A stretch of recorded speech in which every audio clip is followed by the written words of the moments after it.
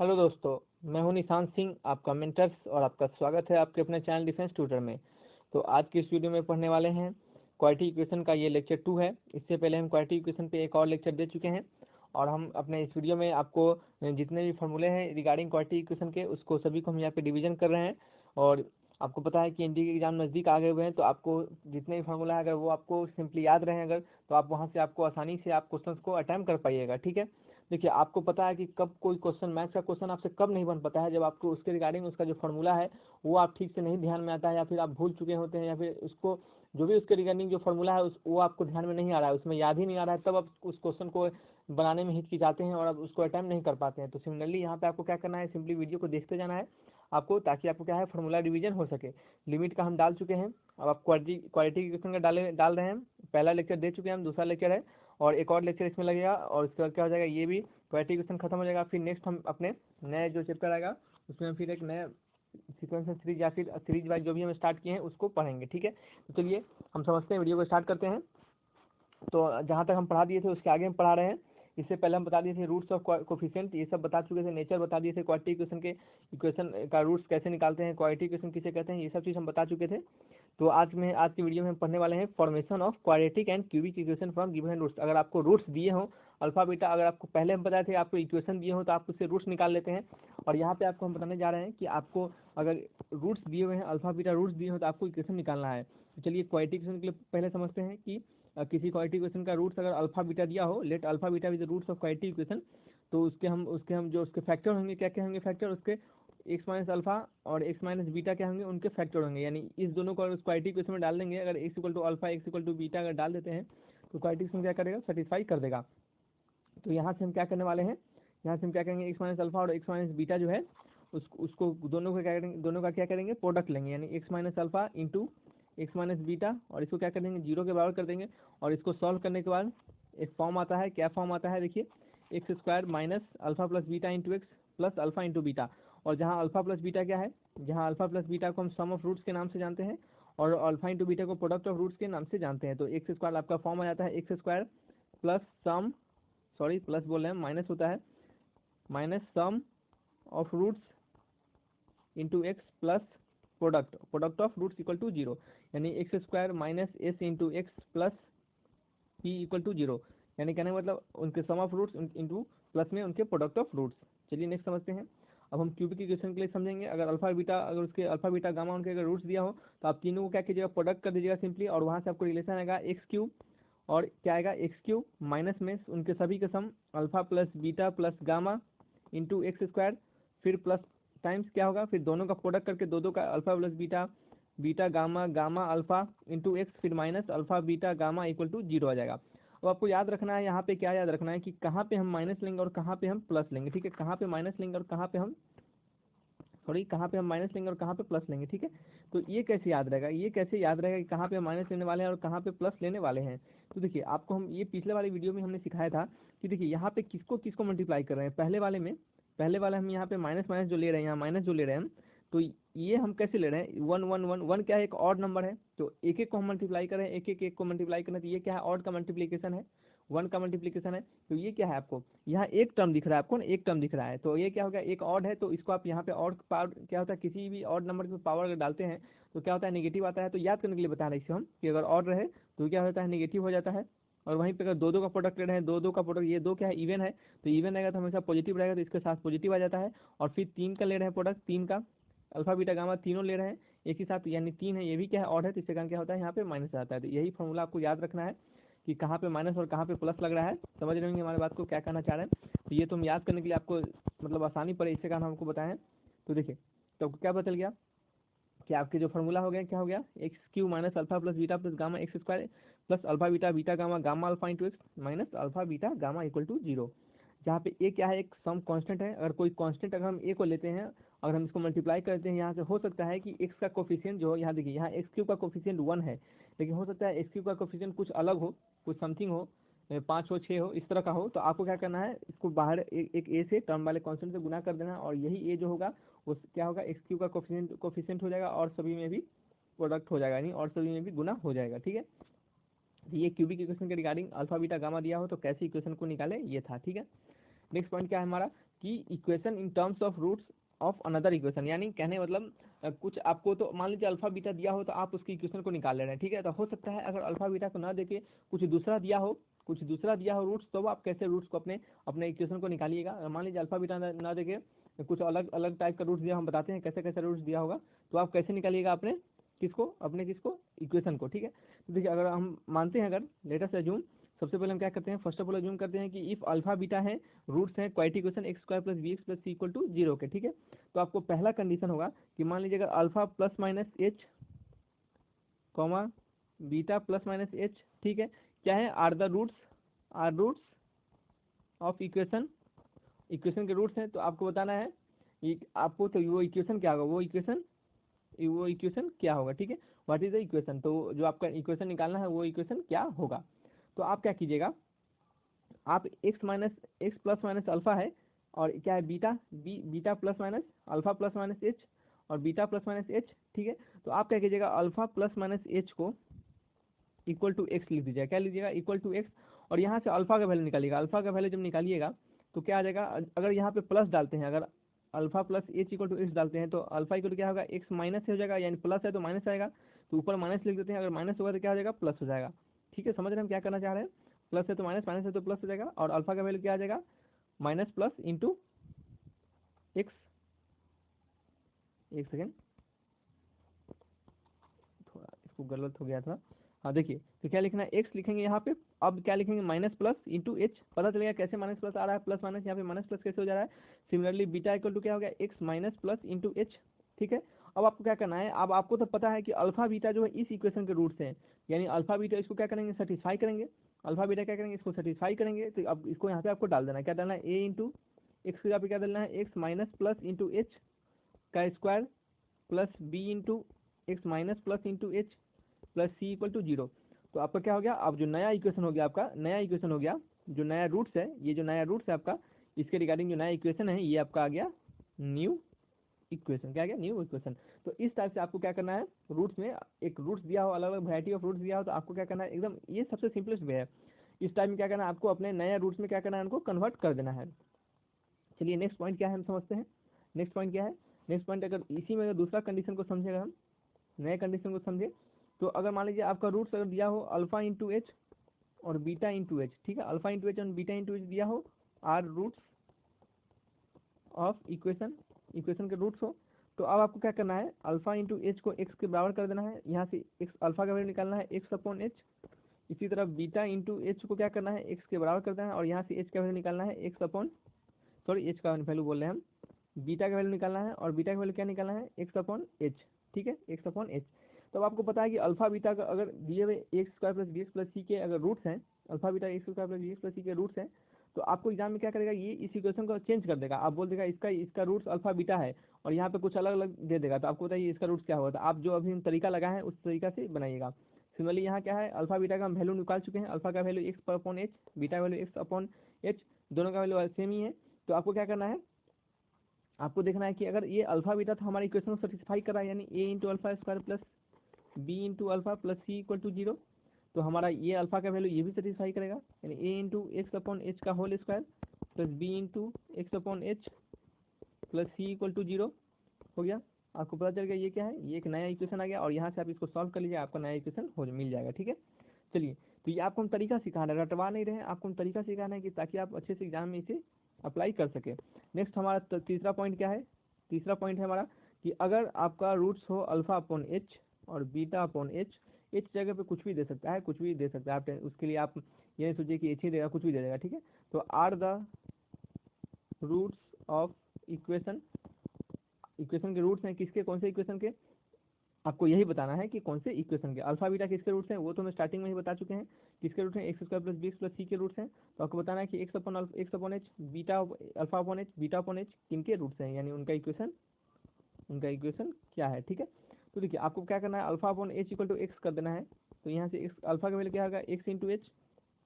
Similarly beta का value क्या आ जाएगा, इसी तरह करेंगे, सिमिलरली बीटा का वैल्यू क्या आ जाएगा, एक्स इंटू एच। आपको क्या करना है, अब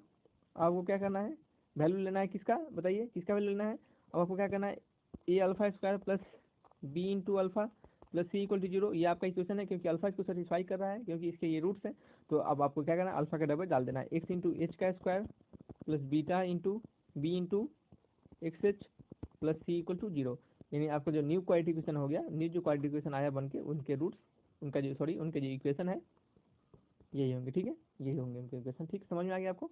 तो सिंपली आपको क्या करना है, इसी तरह चौथा केस में क्या लेंगे हम, अगर आपको अब आपको रूट्स माइनस अल्फा दे दे, माइनस बीटा दे दे, ठीक है, तो आप क्या कीजिएगा, minus alpha equal to x ले लीजिएगा। तो एक्स इक्वल टू क्या हो गया, अल्फा इक्वल टू क्या हो गया माइनस एक्स, इस तरह बीटा इक्वल टू क्या हो गया माइनस एक्स।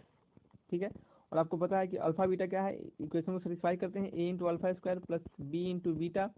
प्लस, एक सेकेंड, ए इंटू, अब इसको अब बीटा भी सेटिस्फाई कर, जैसे अल्फा सेटिस्फाई करता है उस तरह बीटा भी सेटिस्फाई करता है। तो हर जगह अल्फा ले रहा है तो यहाँ पे आपको बीटा भी ले लिए हैं कि ताकि आपको कन्फ्यूजन ना हो सके। तो a into beta square plus b into beta plus c equal to 0। Beta का वैल्यू क्या है minus x, a into minus x का square plus b into minus x plus c equal to 0। अब ऐसे सिंप्लीफाई कर लीजिए, a into x square minus b into x plus c equal to 0। आपको नया इक्वेशन यही आ गया, दिख रहा होगा, ये आपका क्या हो गया, ये आपका क्या हो गया, न्यू इक्वेशन। क्या हो गया, न्यू इक्वेशन।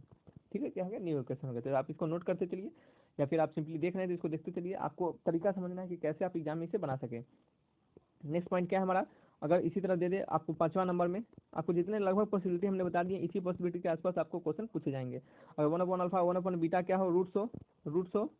तो आपको क्या करना है, 1 अल्फा को एक्स मानना है। तो एक्स इक्वल टू क्या हो गया, सॉरी, अल्फा इक्वल टू क्या हो गया बताइए, 1/x। Similarly beta equal to क्या हो गया, 1/x। और आपको पता है ए इंटू अल्फा स्क्वायर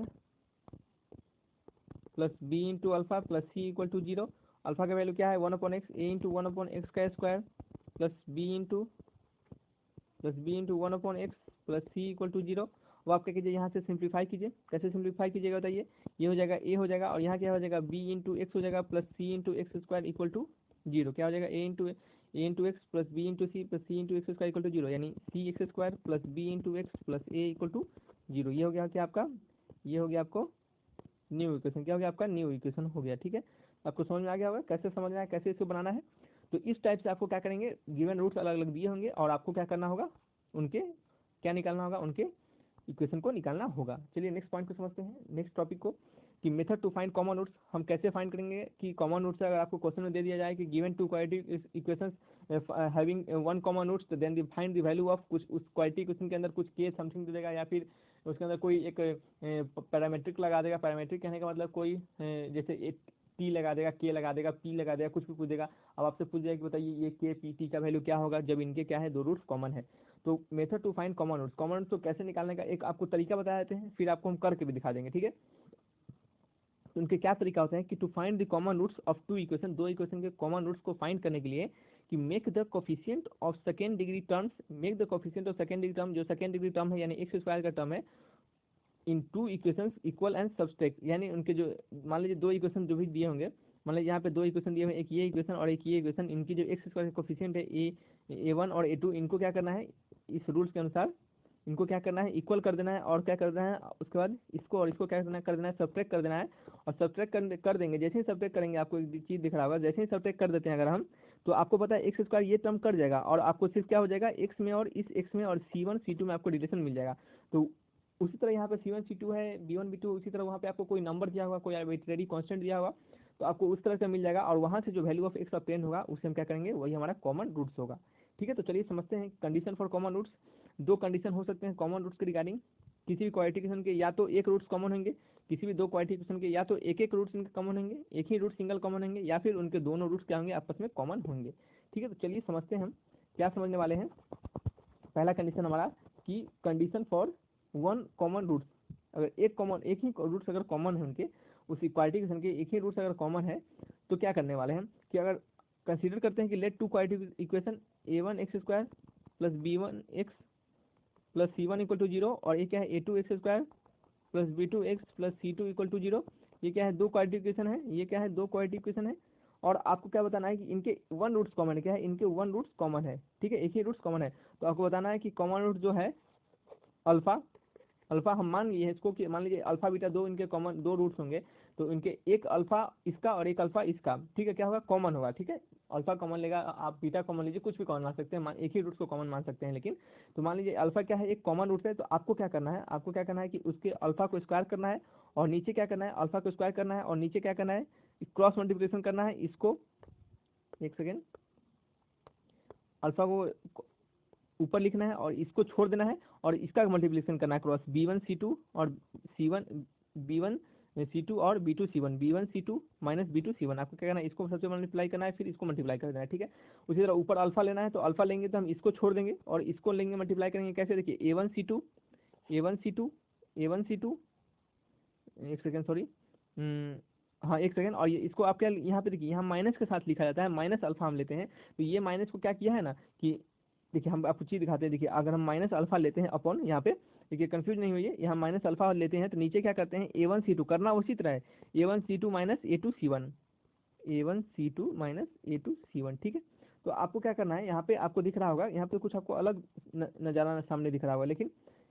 वही चीज़ है, देखिए कैसे इस माइनस को हम क्या करते हैं, मल्टीप्लाई करते हैं नीचे, नहीं इस माइनस को हम हटा देते हैं, तो यहाँ प्लस कर देंगे और यहाँ माइनस कर देंगे, ठीक है। तो ये क्या हो गया,